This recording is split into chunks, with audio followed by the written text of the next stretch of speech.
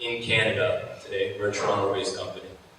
In Canada today, we get 105 location updates from about 9 million cellular phones, okay, per day. What that means is each phone is basically telling the cellular network where it is about 4.5 times every hour.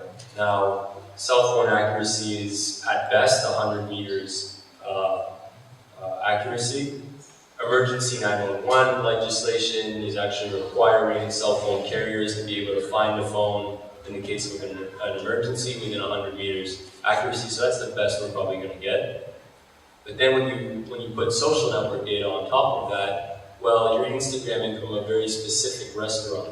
So now we can tighten up the data based on that, that data point. Or, if you're really fancy, what you start to do is uncover, or at least validate, that somebody's at a movie theater because they were there for more than an hour. Whereas if they were next door at the Starbucks, they probably weren't. I mean, they probably were actually, but that's the type of fancy footwork you can do to help improve it. And I think that's what you're referring to with the power of your algorithm. So you can tighten up the data. I think it's going to get more accurate because it needs to, but there's ways to make up for that in the short term at least. Few people talk about when they're talking about geolocation, and that dimension is time. It's amazing how much information you get from an object, a mobile device, that doesn't move for a period of time. Because the context in which that object is working is actually very relevant. For us, for example, as part of the triggering of messages, it's one of the strongest signal, which is how long are you hanging out in front of that particular out-of-home display. Because if you're walking by, we're not going to send you a message. If you're there 10, 15 seconds, it's clearly saying something. If you're there 30 seconds, it's a very different message. You're highly engaged. And so at that point, we have to trigger a very different type of offer to kind of close the deal. As we think about our out-of-home business, not only Times Square, but certain kinds of transit, for us, particularly airports, are a place of high interest. Because think about the point you just made. These are these high dwell time middle spaces, whereas you've identified and engaged people, ultimately then they're going somewhere.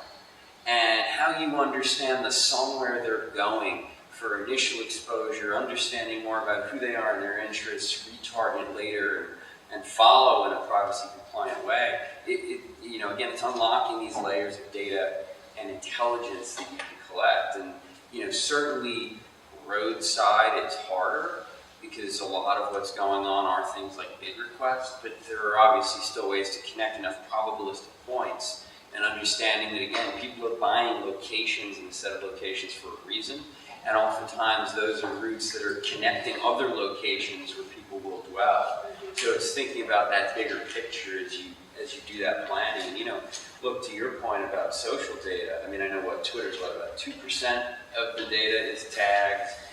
Facebook, Instagram is still single digit, but still when you think about that compared to, a Nielsen panel or an Arbitron panel, you're still talking about, double-digit millions of people who are identifying location and action, as opposed to asking 50 people, and one answer is the difference between the #1 show in America and, number 20 in the market.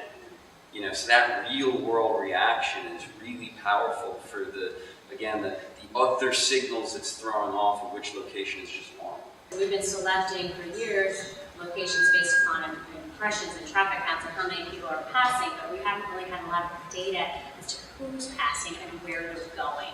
And this is sort of the data that we're being exposed to, the data that your company is able to offer. It's actually going to help close the loop, and we're very hopeful and bullish on the fact that mobile will really help bolster the out-of-home medium from an ROI standpoint and an attribution standpoint. We're just really just starting to tap into this type of data and to look at where our audiences are going and who our audiences are. So, it's still sort of a new thing for us. It's funny because it's been great to hear throughout the evening the power of location. Well, we've been talking about the power of location, but we haven't had a lot of data to substantiate what that truly means.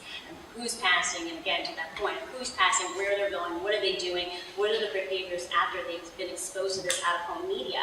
That's where it's really been a shortcoming for our industry.